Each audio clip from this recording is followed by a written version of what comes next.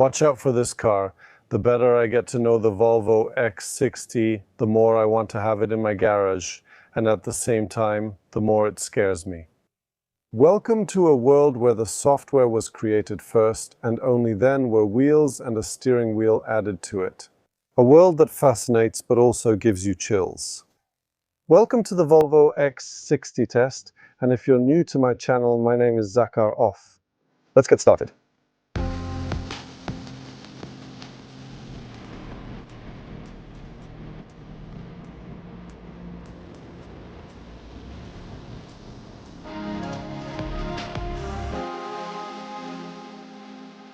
I'll tell you right away that later I'll also present the cross-country version, which will join the lineup next year.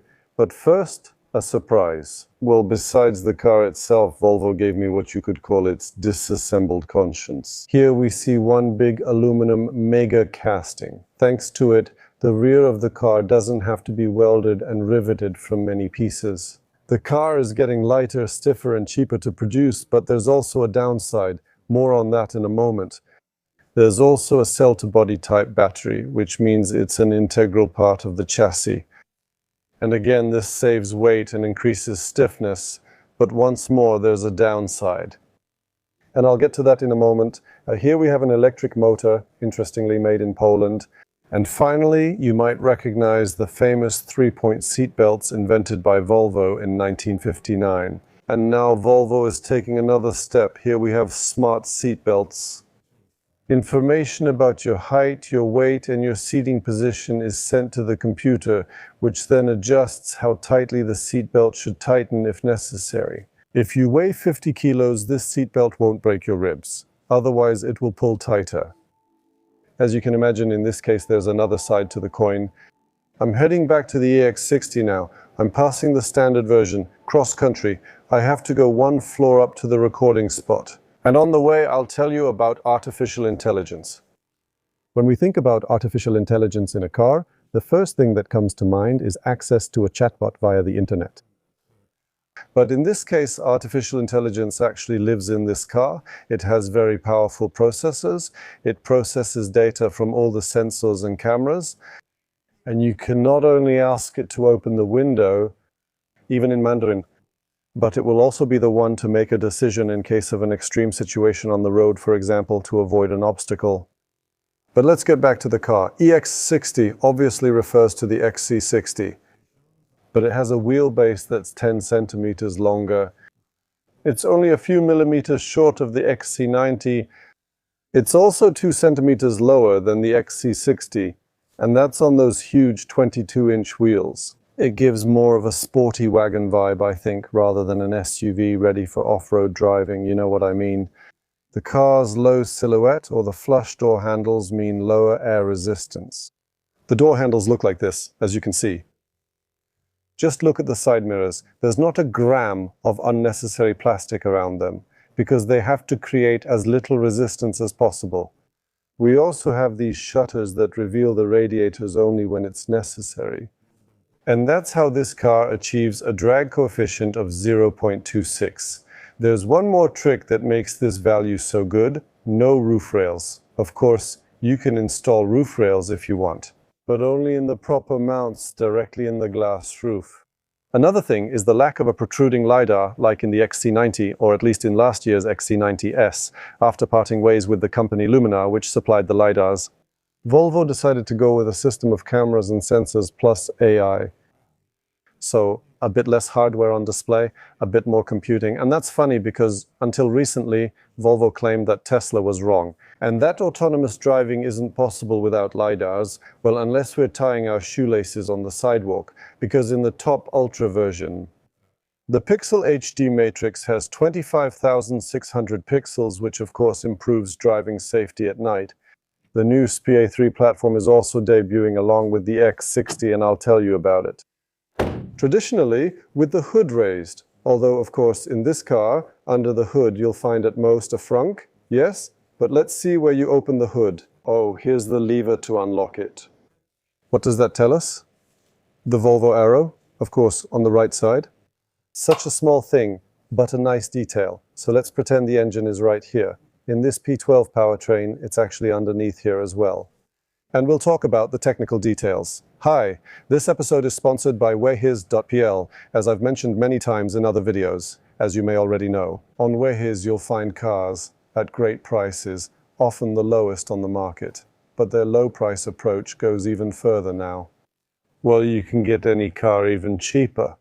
You go to the WeHizPL website, you choose a car, and if you finalize and insure your chosen model online, then that car will be an additional 3% cheaper, and that's without any negotiations. Do you like this new JQ8?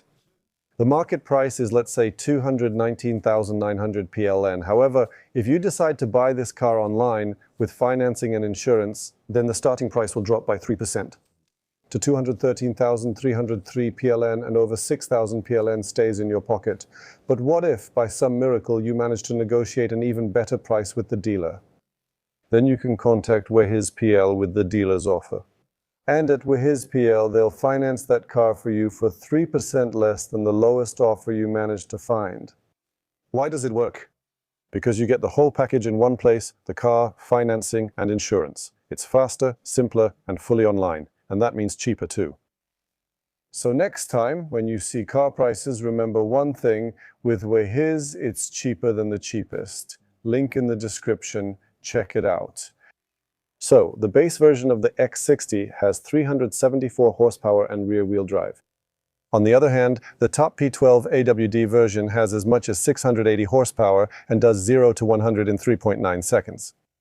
It's fast, but not too fast, because the top speed of all versions has been limited to 180 kilometers per hour, which, let's be honest, is more than enough. So I won't complain about that. Although the list of things to complain about isn't short, and I'll get to that soon.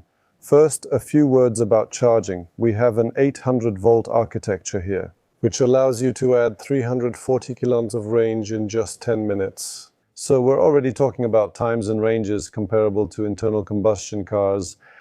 And here's another spicy tidbit related to Tesla. In the US, Volvo doesn't fit these cars with CCS as standard. Only Tesla-style charging ports, because over there, Musk simply won the race for charging infrastructure. The base battery capacity is 80 kilowatt hours usable, and in the top P12 version, it's as much as 112 kilowatt hours usable. The promised WLTP ranges are 620 and as much as 810 km respectively. But in reality, to do 810 km on a single charge, this car would have to use about 14 kilowatts per 100 kilometers. Anyone who has driven an electric car and it wasn't a Smart knows that a heavy SUV with a big battery on wide tires is probably going to use a bit more. At highway speeds, I'd give it maybe 450 kilometers, which in itself isn't bad. Just don't pay too much attention to that 810 kilometer figure. And here's an interesting fact. Every battery has its own digital passport where you can check where every gram of its lithium comes from. Marketing? Of course. But in my opinion, the kind of marketing we needed was stories about children mining lithium in the mines. Those are still making the rounds in the comments. And finally, the air suspension. In the all-wheel drive versions, it's there, but it's mainly used to lower the car and reduce its fuel consumption on the highway.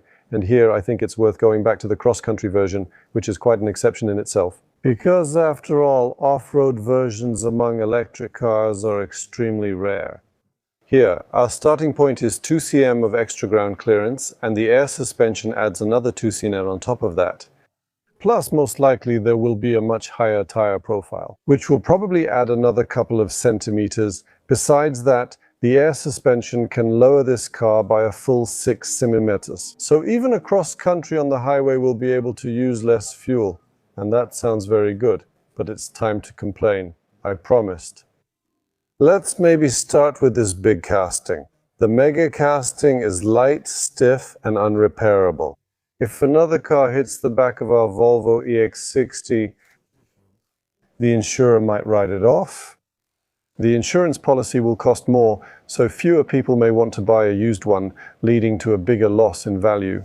Yeah, we know this story from the Audi A8 and the Audi Space Frame. Now the batteries are part of the chassis.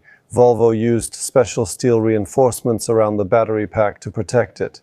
But if you damage this structure with a deep impact from below, the costs will be absolutely astronomical, because the battery is an integral part of the car. And finally, those smart seatbelts. As I mentioned, the sensors measure the driver's biometrics, and technologically that's great. However, you have to be ready for the fact that one day the car will calculate your BMI and display it on the screen.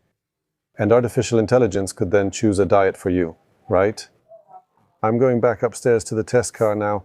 And by the way, I'll mention artificial intelligence that runs on NVIDIA processors, which processes all the signals in real time, which in turn means that if it decides you're distracted and something unusual happens in front of the car, you become a passenger. And that's an advantage or a disadvantage. It depends on what you expect from a car. Technologically, it's brilliant. But emotionally, you have to get used to the fact that the car starts to judge whether you're still fit to drive.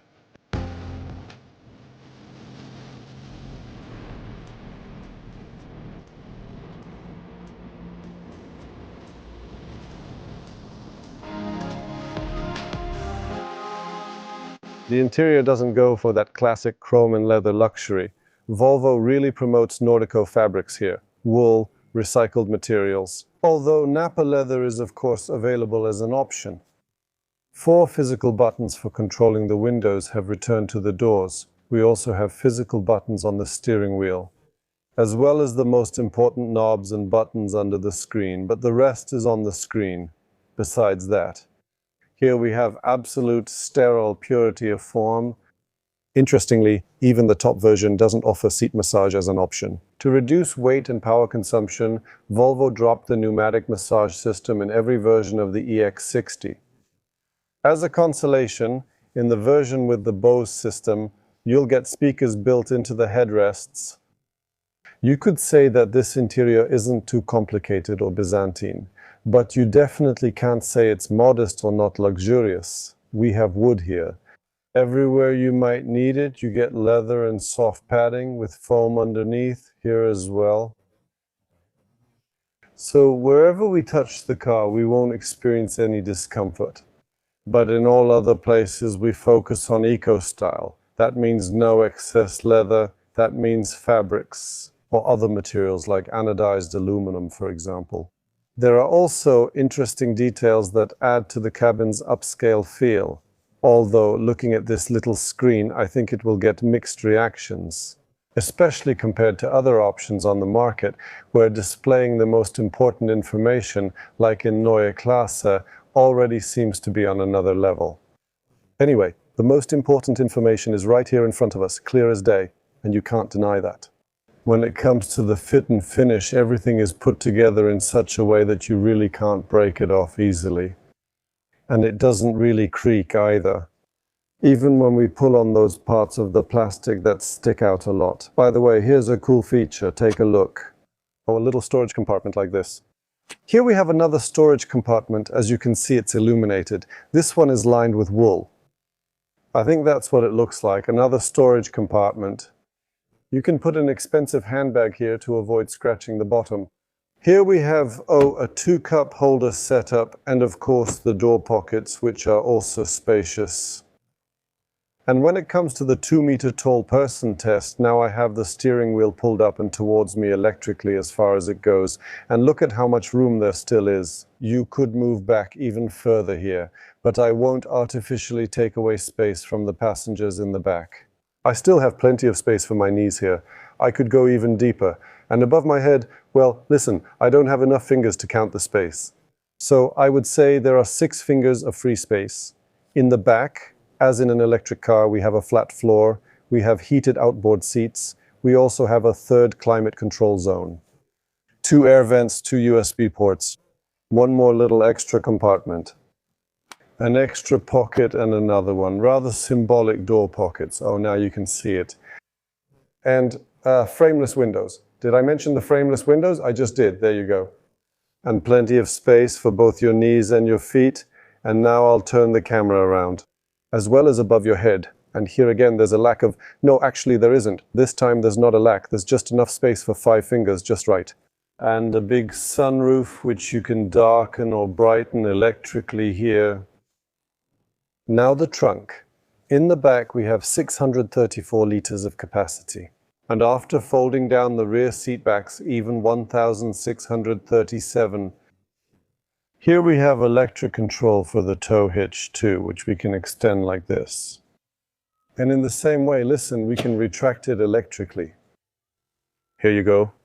It's disappearing now. We can also fold the backrests on the right electrically. Probably on the left. I did something wrong, that's why they're not folding, but that's okay. Anyway, it folds flat, as you can see. Yes, you can see it. And this way we get the mentioned 1,637 liters, and that's not all. Under the floor we have, look, a little bucket. We'll get back to that in a moment. And here, quite a large storage compartment. Also little pockets on each side, a 12-volt socket, a sturdy hook. A sturdy hook on the left. A cargo cover. Just like that on standard rails. And look, a bucket. A bucket where we can put crabs, maybe. Maybe. Here we have a measuring scale. A scale that tells us exactly how many liters of water we have and how many fish can fit in here. And another hint, I'll try to light it up for you with my phone. There's information about how much of everything can fit into the car. Well, it fit. And that's how it looks. Of course, an electric tailgate, and of course I'll come back because I still have to look under the hood again. Because I already showed it once, but I have to show it again while I'm at the trunk. There's also a frunk. The manufacturer doesn't specify its capacity, or I couldn't find it. Anyway, it looks to me like it's maybe 80 liters. It's definitely not a full trunk. But you can't call it just a cable compartment. It's something in between.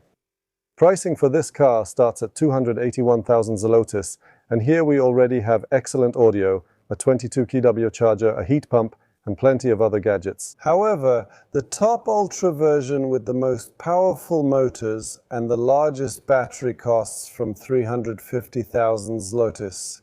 I think it's also worth adding a tow hitch to this top version. It costs 6,500 zlotys and gives us towing capability.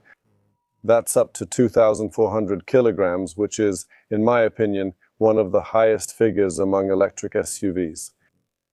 To sum up, EX60 is a car defined largely by its software and modernity. And at this point, it reminds me of the Bentley Continental GT test I did 2 years ago. A car from 2 decades ago had the latest screens and navigation at the time. And today, those innovations are its weakest point. Although, of course, it still defends itself with wonderful classic engineering underneath. In the EX60, I don't want to say that this engineering is completely absent, but as with all new cars, conceptually, there's less and less of it. It's more like a computer program on 22-inch wheels, and the question is, what will happen to such a car in the year 2050? When all that software loses product support, hardware doesn't need support. In 25 years, will only those rims be good for anything, and the rest will be an archaic relic like the navigation system in the Bentley Continental GT? We don't know that, and that's something we'll worry about in 25 years, but today, I want it. I'm afraid of it, but I want it. The Swedes pulled off a masterstroke. They took all the sophisticated technology from China, but they placed the production in the heart of this project back in Europe in Torslanda, Sweden. And thanks to that, the combination of Chinese and European technology might catch on faster than you think. By the way, what do you think about this? Please write in the comments how you like the EX60. In the meantime, thank you for watching this episode. Remember to subscribe and see you in the next videos. Bye.